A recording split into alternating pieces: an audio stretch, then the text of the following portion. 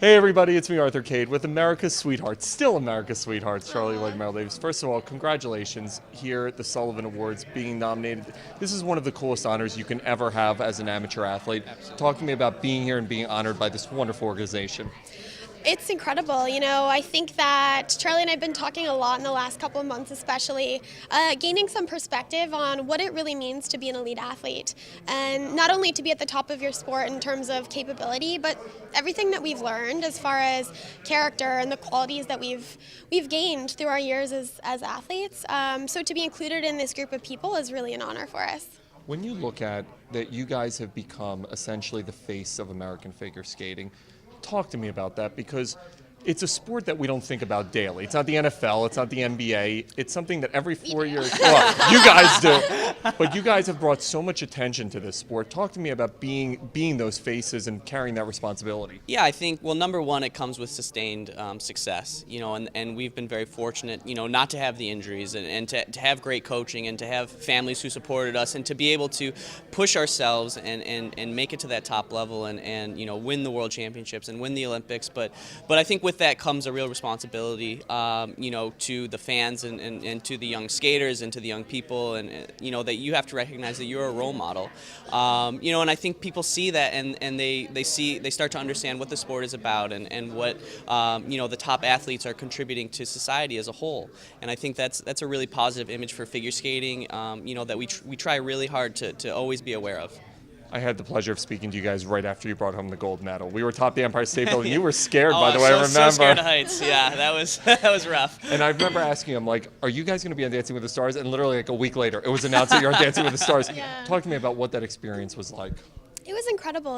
We pretty much jumped right in as soon as we got home from the Olympics. And so it just contributed to the whirlwind that was our post-Olympic experience.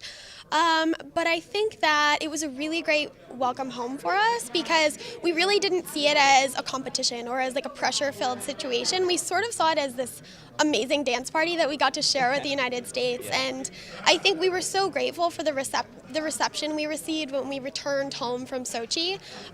People we knew, people we didn't know, and so to get to share our joy for that time in our lives with the American public was a really great experience for us. Is it tough competing against each other? You guys are essentially soulmates on the ice, but then you're competing against each other. What is that like? I mean, there's got to still be, you're such elite athletes. Was that competitive nature just in full force? No, not really. I think, we were traveling, doing Stars on Ice at the same time, so we were skating together almost every night still. So, it didn't feel like we had fractured our relationship and we're battling it out. And two, having just accomplished, our biggest dream, our greatest goal in winning the Olympics right before, not to say our competitive spirit was snuffed out, but it was relaxed. We had just achieved what we had worked so hard and why we had competed so hard. And so we were able to just enjoy the camaraderie and enjoy the moments of dancing and learning. And we had these new partnerships and new coaches to help us along. So no, I mean, it wasn't stressful or anything like that. It was just fun. 2018 is right around the corner. If you guys don't hit the ice, I think half of this country is going to force you to hit the ice. What's happening next for you guys? Please tell me you're competing. We honestly haven't decided. It's interesting. This is really the first time that we've stepped away from competition ever in our lives. And we didn't compete this past competitive season, and we've decided not to compete this upcoming competitive season.